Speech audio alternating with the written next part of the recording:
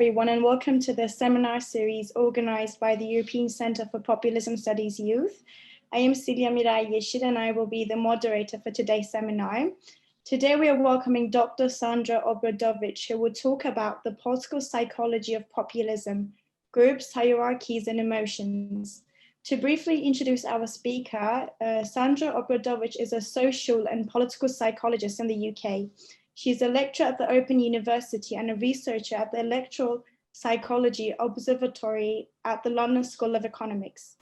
Her work examines how group boundaries are constructed and defined, and their impact on identities, intergroup relations, and political attitudes. In bringing this focus to populism, her research with fellow colleagues in Denmark and the UK examines and compares populist and mainstream rhetoric, highlighting the role of hierarchies, emotions, and temporalities in constructing the people as under threat. For today's session, Dr. Obradovic will talk about her recent work on how psychological research can help understand the demand side of populism, shedding light on how changing historical, social, and economic processes are interpreted among voters and the construction of groups through a psychological lens. Just a little about the structure of our seminar. First, Sandra will be presenting for about 40 minutes, and then we will have a Q&A session for about 10 to 15 minutes. If you have any questions during the presentation, feel free to type them in the chat, or if you'd like to ask them yourself, please raise your hand and unmute yourself during the Q&A session.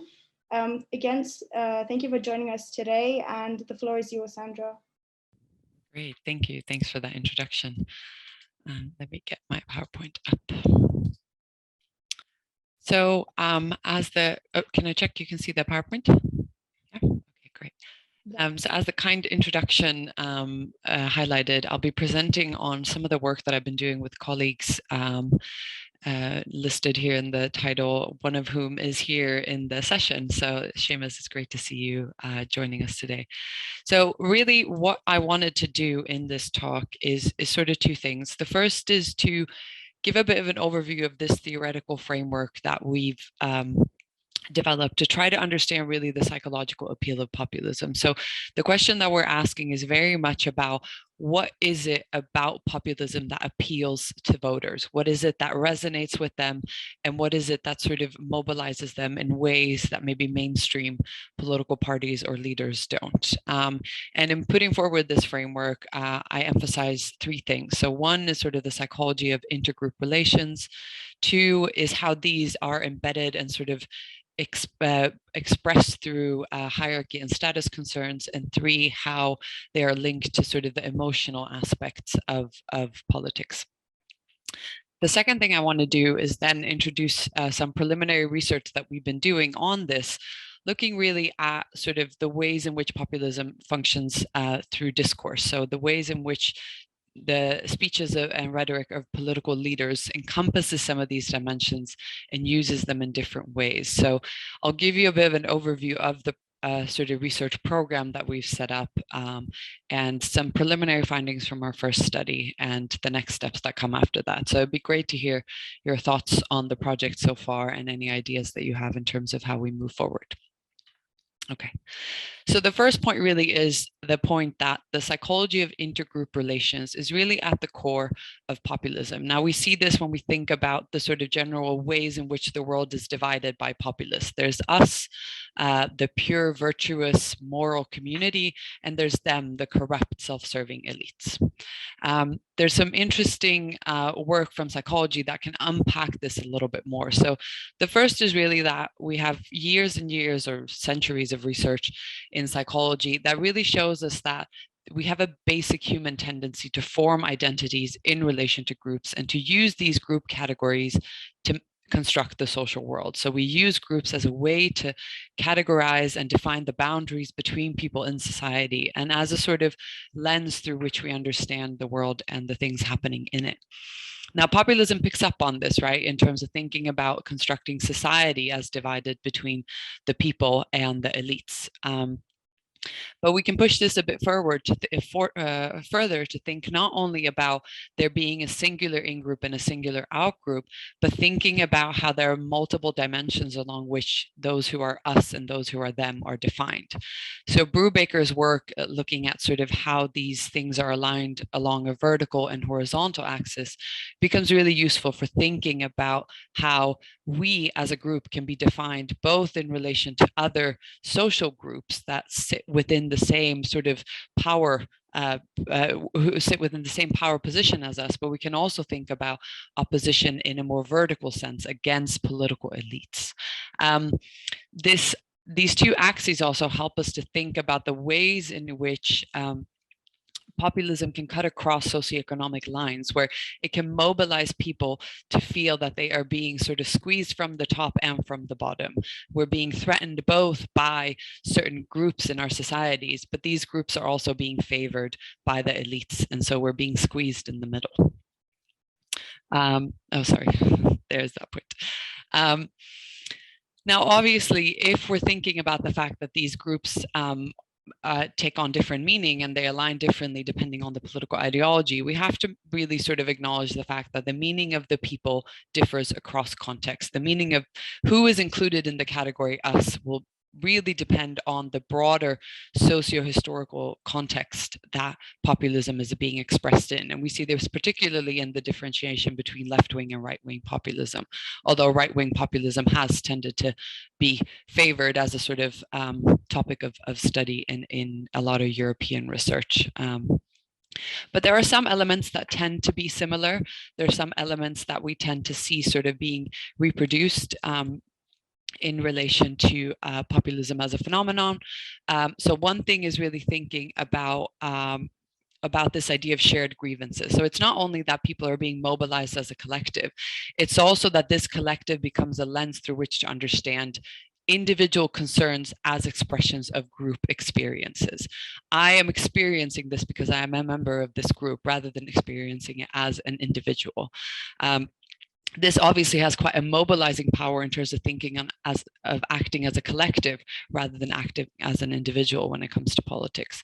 But this also means that if we share grievances and these grievances unite the group, then it also requires someone to blame. It requires a scapegoat, someone to blame for these grievances, someone that's a cause of them, and someone that needs to sort of pay for them in a way.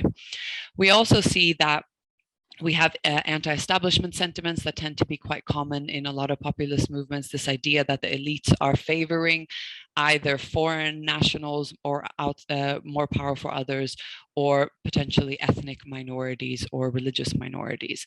Now, when we think about intergroup relations in this way, it means that we're not just thinking about the ways in which we are categorizing the world. It means that we're thinking about how those categories are positioned in hierarchies and they frame the way we see the social world. Now, this is different depending on whether we're thinking about right-wing populism or left-wing populism, where in right-wing contexts, we tend to see sort of populism being expressed in relation to nativism or authoritarianism. But obviously in left-wing contexts, this tends to be a sort of categorization of the political sphere in more economic terms, oftentimes seen sort of in the Latin American context when we look at populism and socialism being coupled together. See the next slide. So what's crucial for the success of a populist party obviously is the ability to unite a lot of diverse people, but also to exclude others. Now, the notion of leaders as entrepreneurs of identity allows us to understand this phenomenon better and the success of populist leaders better, because it shows how political leaders work with group identities and craft these in ways that allow them to be positioned as the best representative of the group. So it's this idea of embodying the prototype of the group through both what they say, how they act, and the image that they portray to the public. So it's not only about sort of being in the right place at the right time, but also constructing oneself as representing the group and the values and the grievances that are shared.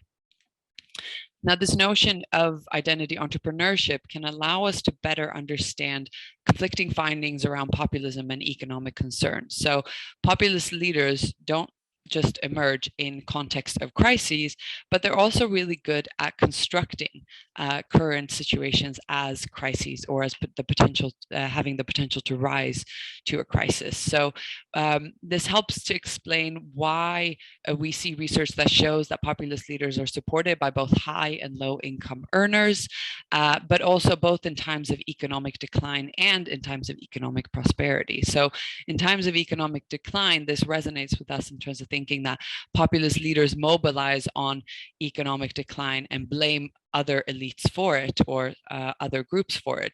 But what about economic prosperity? Why would populism resonate with people in times of economic prosperity? Well, prosperity itself can be problematized as a crisis when it's perceived that this prosperity is only going to a very small segment of society, and it's a part of society from which most voters are excluded. So we're prosperous, but the we that's prosperous does not encompass the sort of average citizen or the general voter.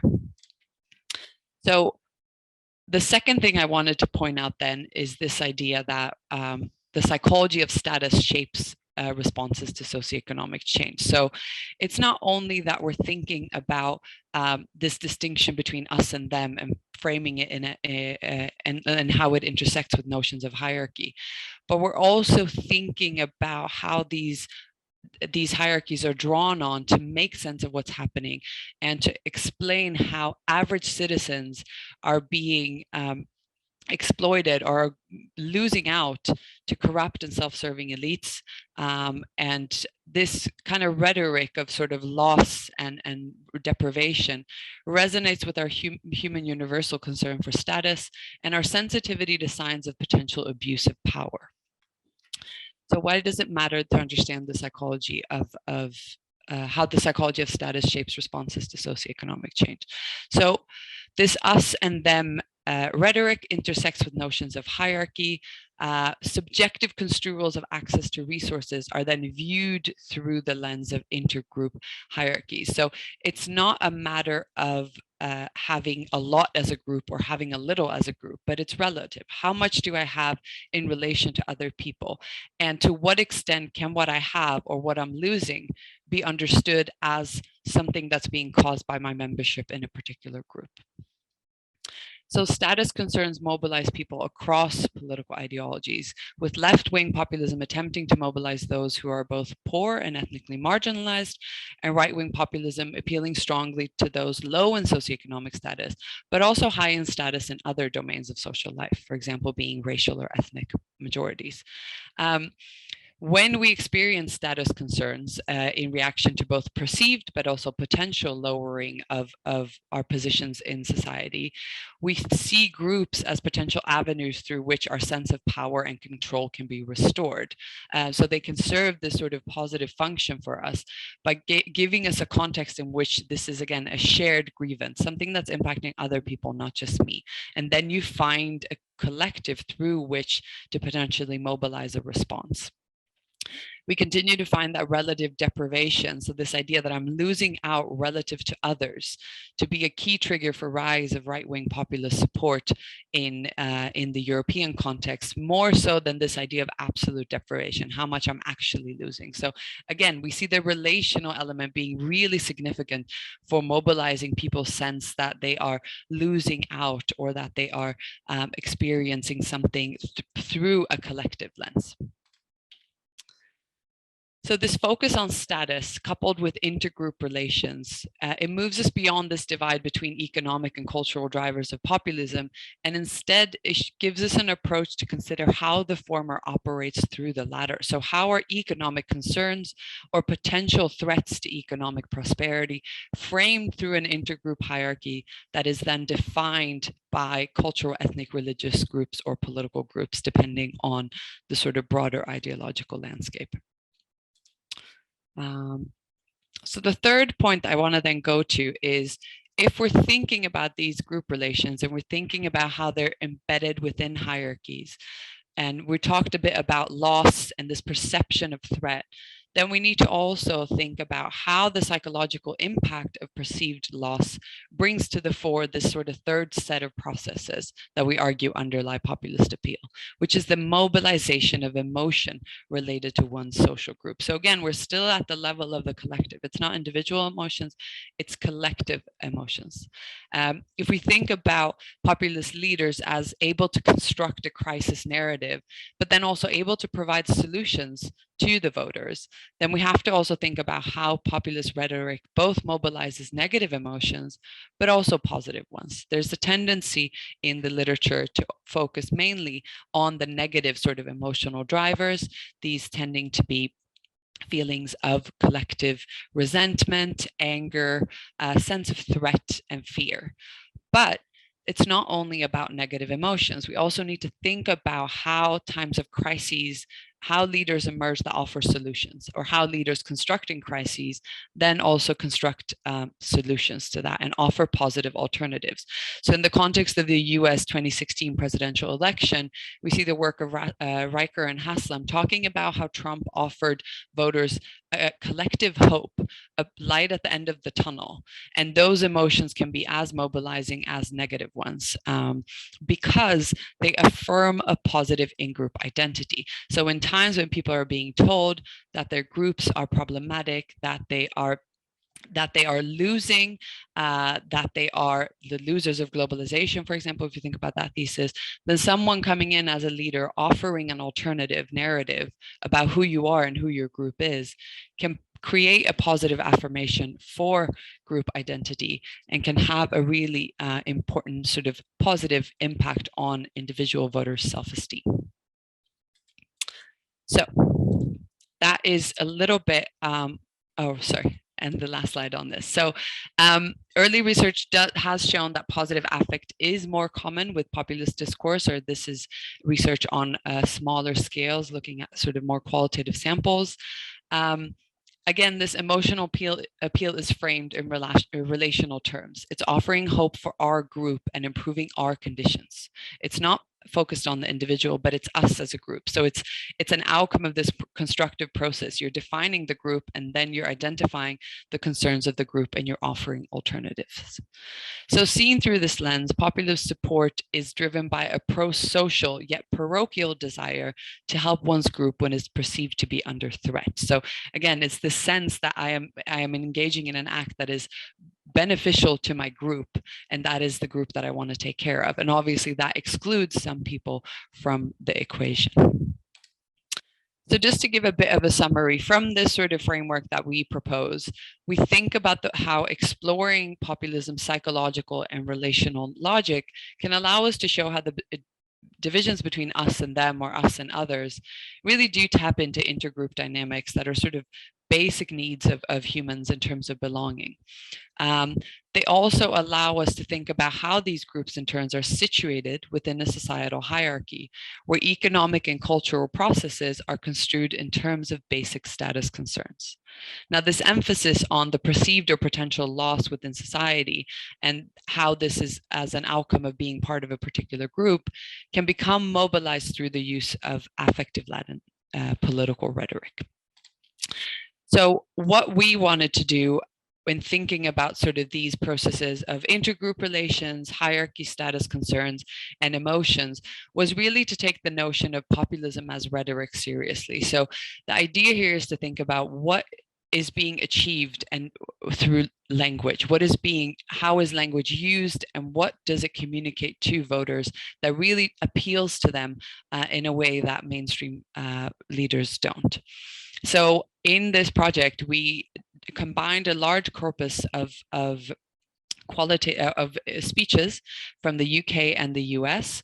And the first part of that study one that I'll be presenting is really looking at the content, the sort of seeing whether some of these elements that I talked about are expressed, and whether we can see any interesting patterns in the data. So what I'll be presenting today is an analysis of 163 speeches that are coming from the UK and US context, specifically collected during election campaigns over the last 5 years, or more now, since we're in 2022.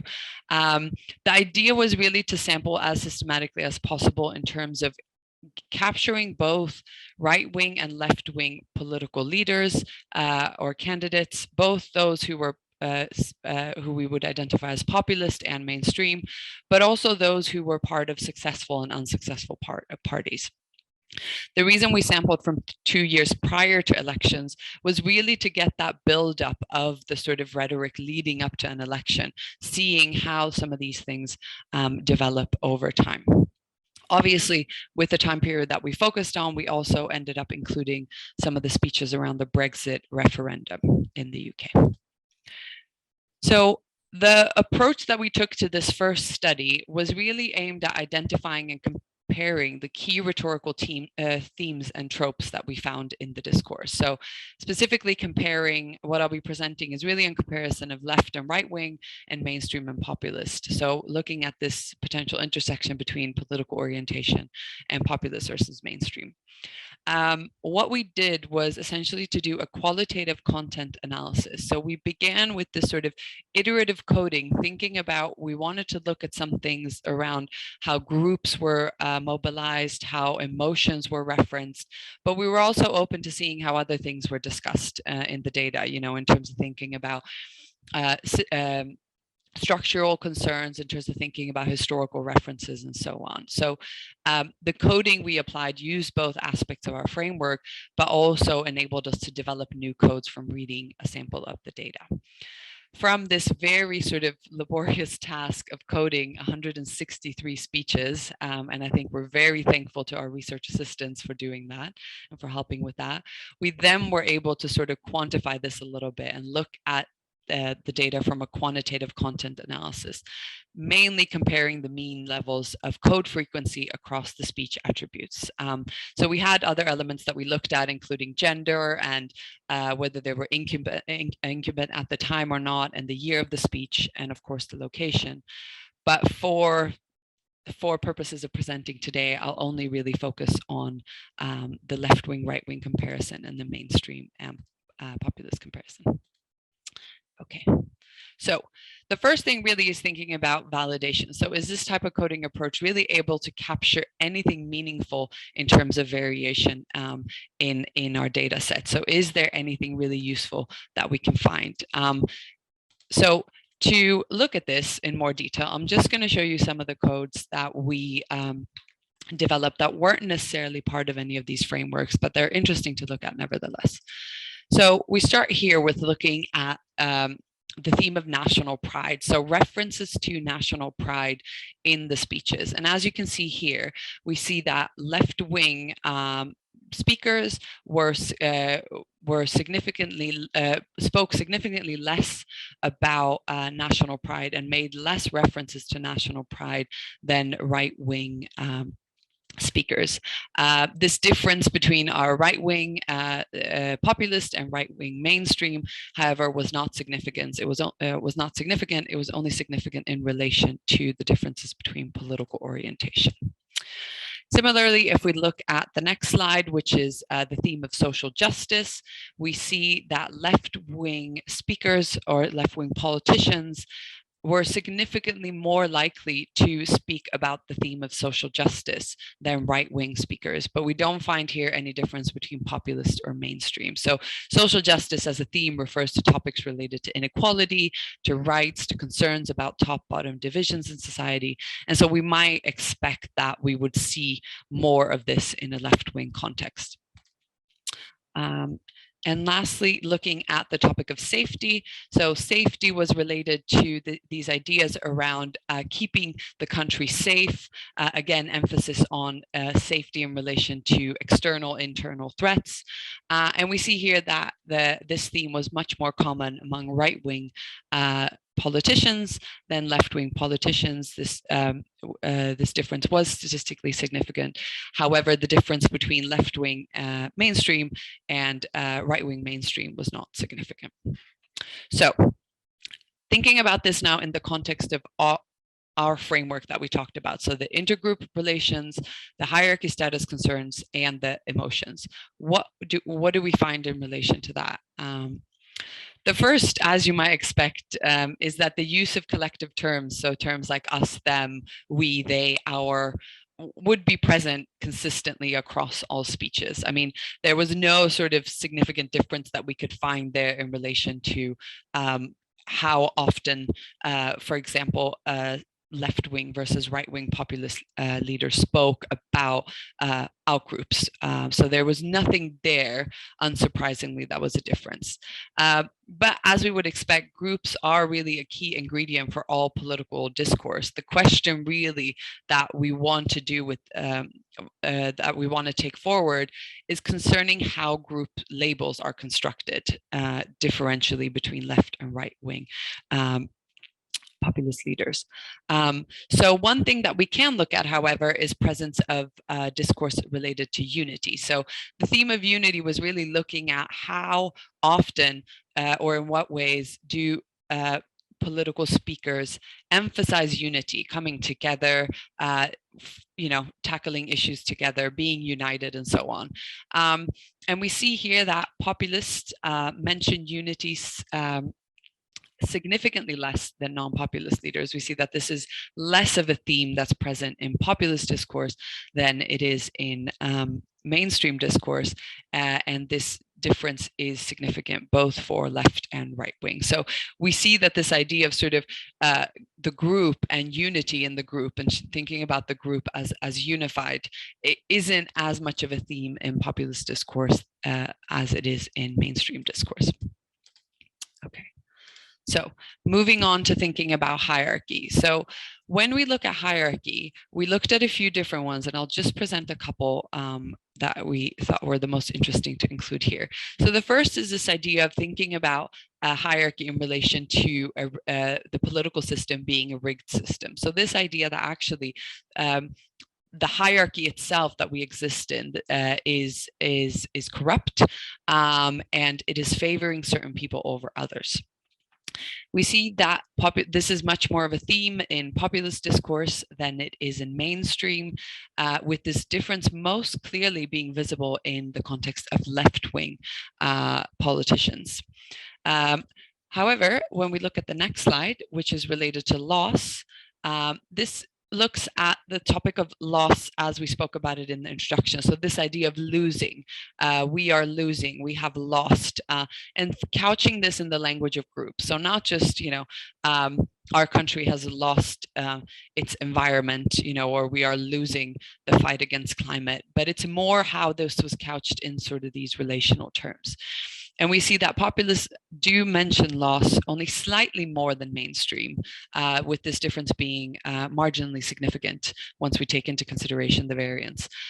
Nevertheless, we do see this sort of different trend in what is being spoken about in this data set. The last thing I wanted to turn to is emotions. So we start with the sort of usual suspect in terms of negative emotions. And we see that populist speeches have significantly more negative emotions or negative negative emotion words than mainstream speeches. And this trend is significant for both right-wing and left-wing political ideology. Now, what's also interesting to think about is positive emotions. So again, we see that populist speeches have more positive emotion words or more positive emotion than mainstream speeches. But this is driven mainly by the higher levels of positive emotions expressed in the right-wing populist discourses. So we see the difference here between left and right being quite stark when we're looking at the populist speakers. So the sort of the interaction between political orientation and populist status was only significant in the right-wing context. Another thing that we wanted to look at, which I didn't really bring up in the introduction, was the idea of temporality. So temporality relates to how things are framed in relation to time. What is the perspective that's being called on? How are references made to our past, our history, versus focusing on today, the present, versus looking towards the future? Now, the reason we looked at this is because there is growing research looking at the role of nostalgia in context of populist mobilization, specifically in right-wing context, but also in terms of thinking about what sort of temporal orientation do speakers bring to the table when they're addressing voters? What is it that they feel is important to emphasize? So if we look here, we look at past orientation. We see that overall, populists mention the past more than non-populists. So again, this sort of confirms this idea of the sort of mobilization of nostalgia or nostalgic discourse in populism.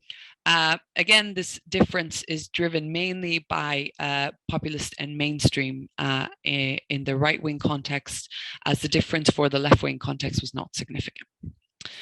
But then we can look at the present, so references to the present. So overall, we don't really find any differences between populist and mainstream in terms of how they mention the present.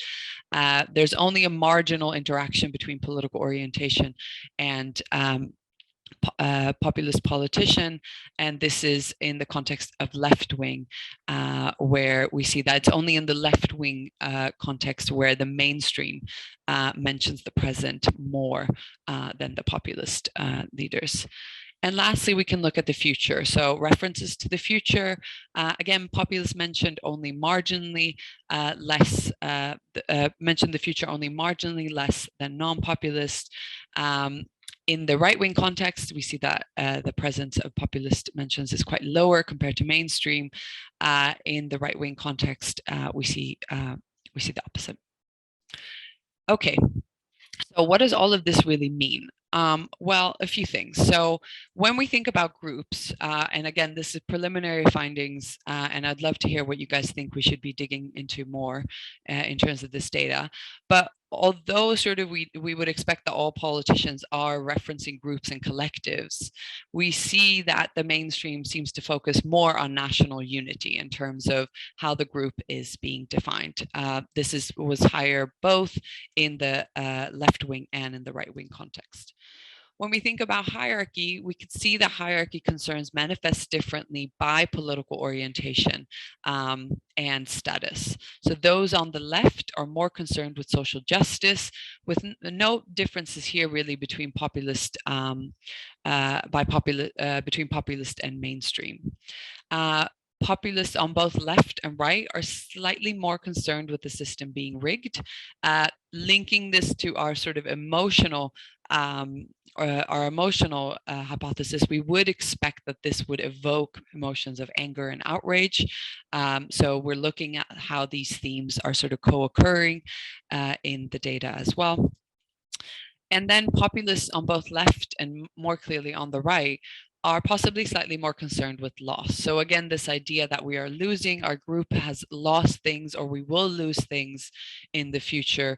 And this thinking about in the context of the sort of emotions should evoke an emphasis on sort of despair. However, the possibility of introducing alternatives could be something that introduces hope.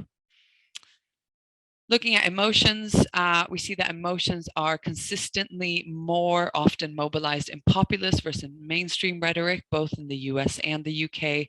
I realize this is a geographically limited sample, but this is our starting point.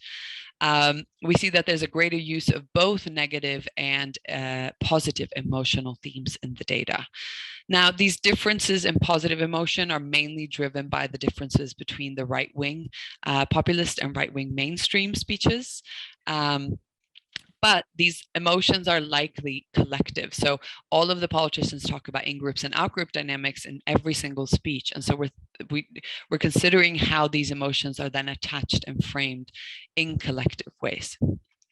Last but not least is this idea of temporality, which is something that we started exploring as we were doing the data analysis.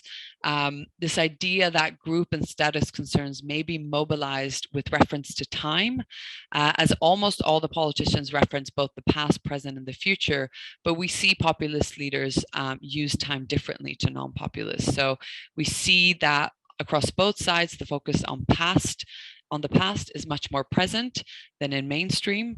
Again, we can think about how this links with the focus on loss.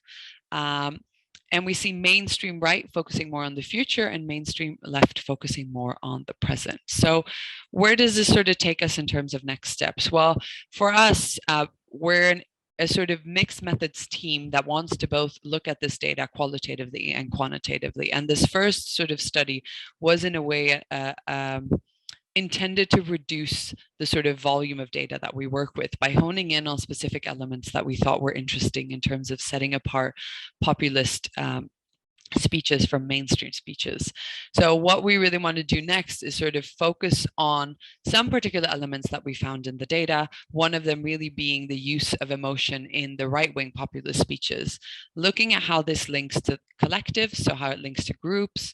Is anger induced by perceptions of the rigging of the system by powerful outgroups, but also in relation to temporality? Are certain emotions mobilized more with reference to the past, while others might be mobilized more with reference to the future?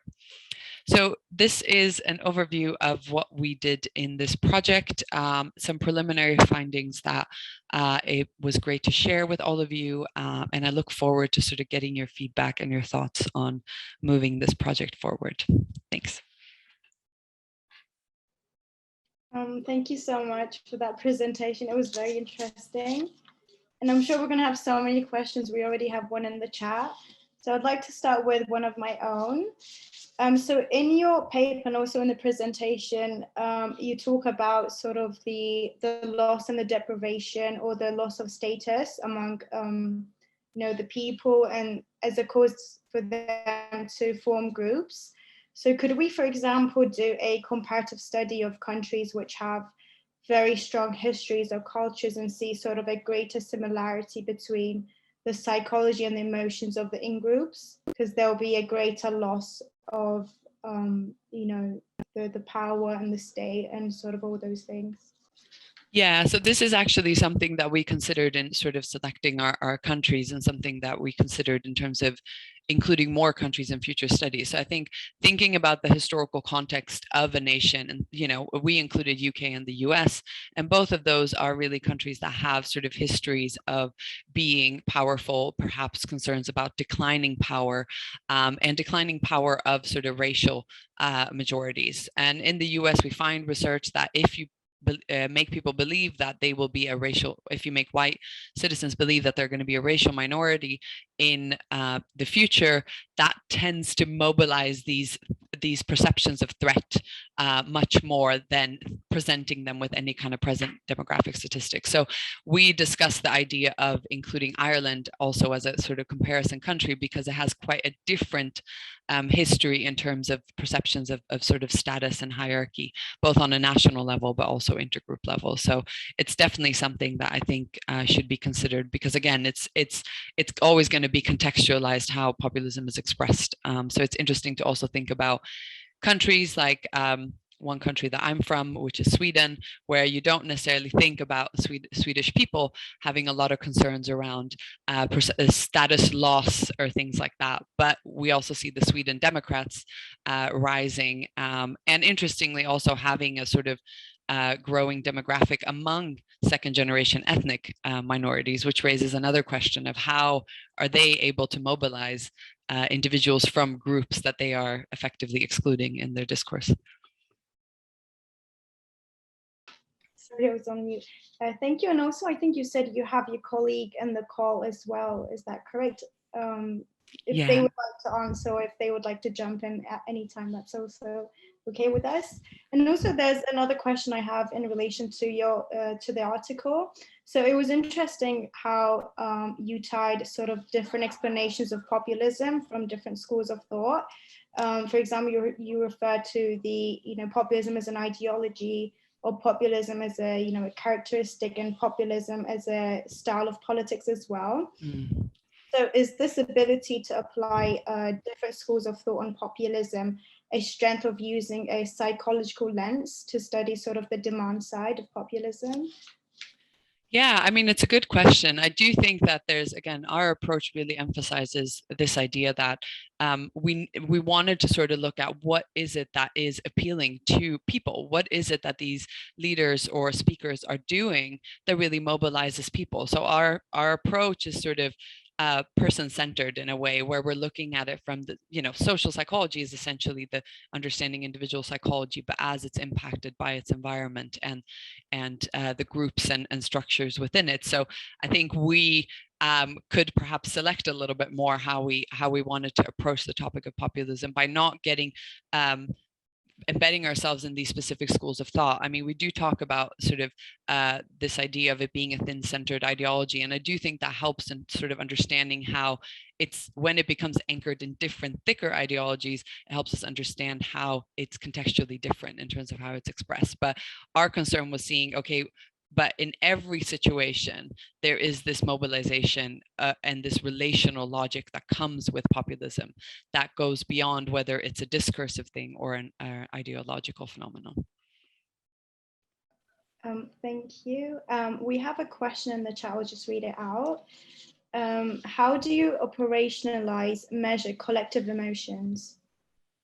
Okay, so we essentially created sort of these quantitative measures from our qualitative coding. So what we did was we looked at any expressions of negative or positive emotions. So really it was on the level of the words. So we didn't sort of infer that someone was emphasizing anger, or, you know, if someone was sarcastic, that it was anything specific in terms of positive or negative emotions. So we coded for expressions of positive or negative emotional words in the speeches. And then from doing this sort of manual analysis, we were then able to export that data and run it in SPSS to run the comparisons. So we didn't measure it in terms of having any kind of surveys or anything, any existing measures, but just really looking at it at the level of positive and negative words. Thank you. And there's another question in the chat. I'll just read that out too. You mentioned Muslims as the main outgroup of far-right populism today. Do you think this was an enabling factor to the growth of populism?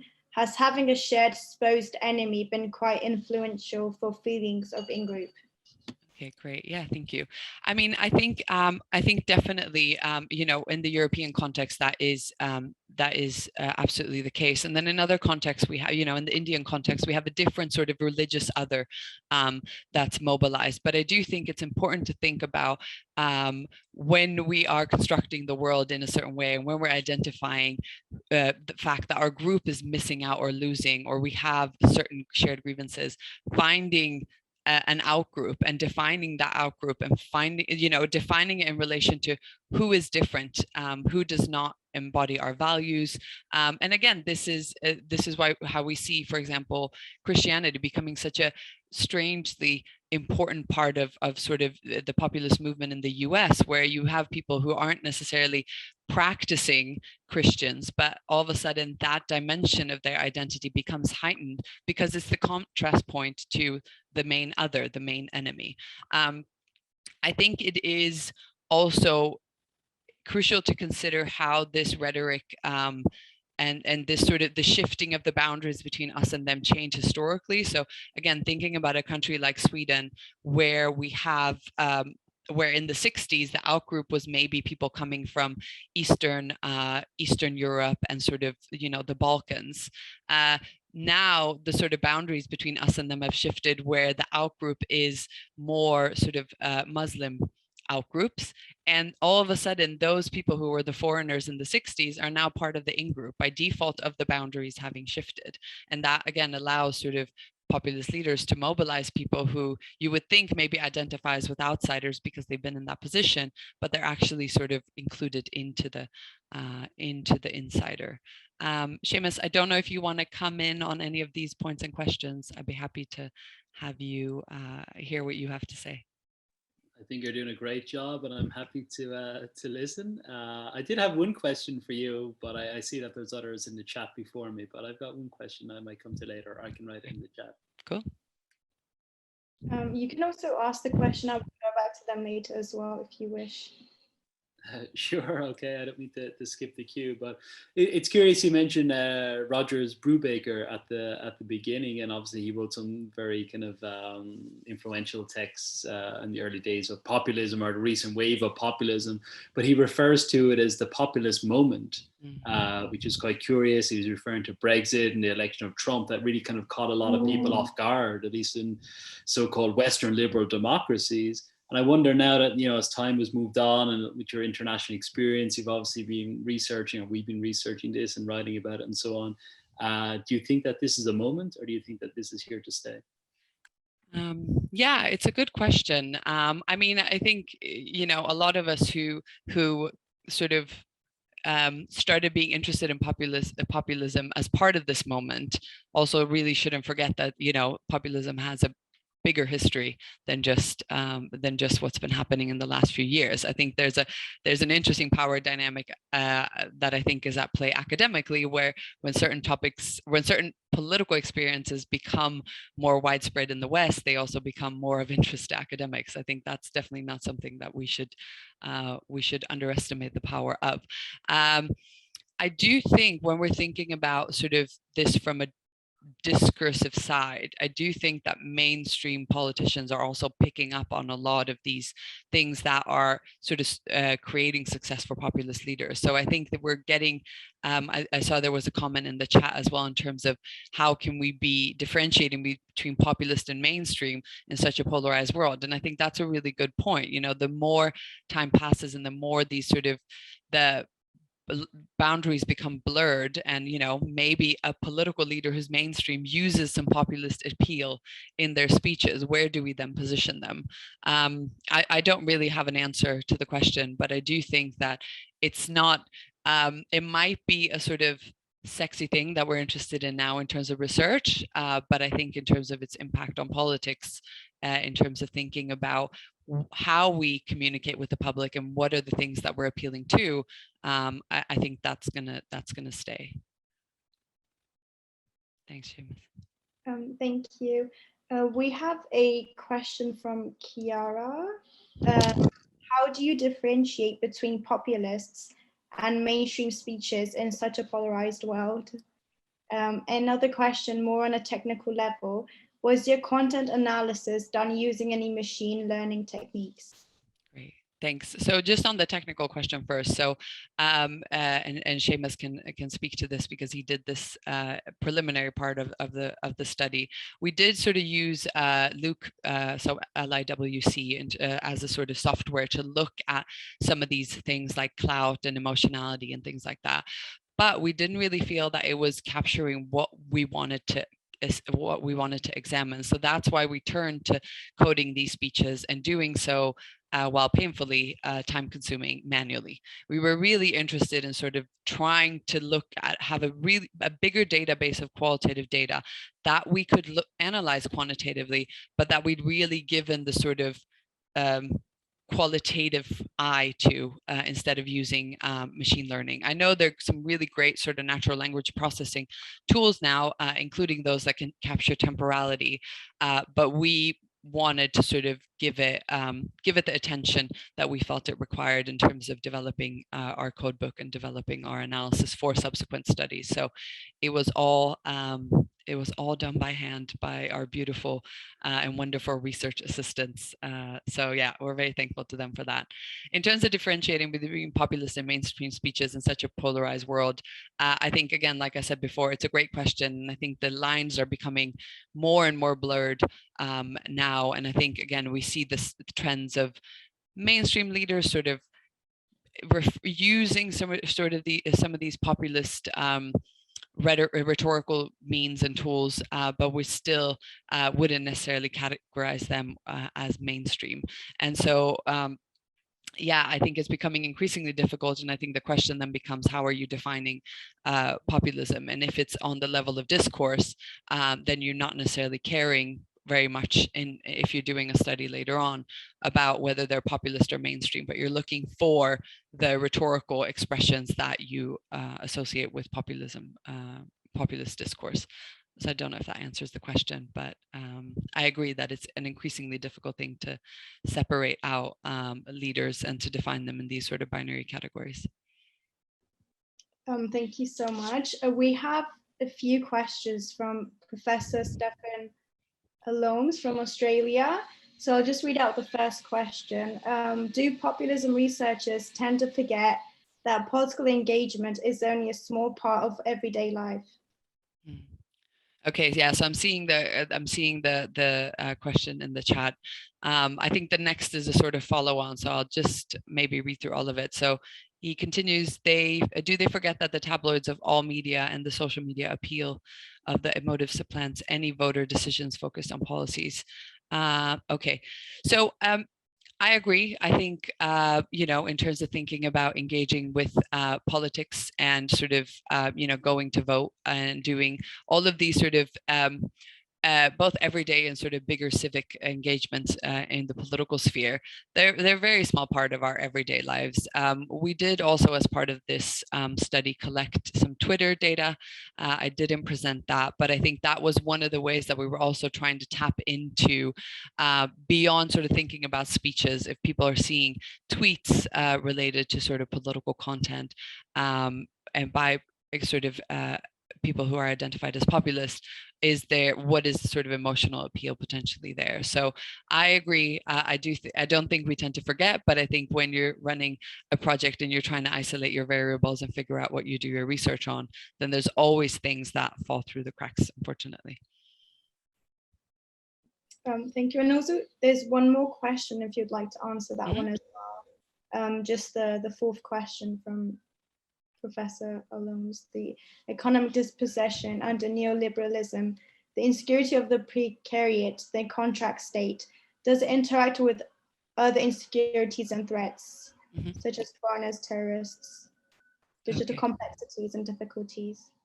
Okay, yeah, I mean, it's a big question, and I don't consider myself expert enough to have a definite answer on that, but I do think it does. I mean, we see sort of also references to ontological security threats in terms of threats to the nation and threats to the state that are not just you know, related to threats to cultural elements of a group, but there are threats to the whole existence of a country and its way of being. So I think there's definitely much more of an intersection there, and I think it's not something I can speak to in terms of my expertise.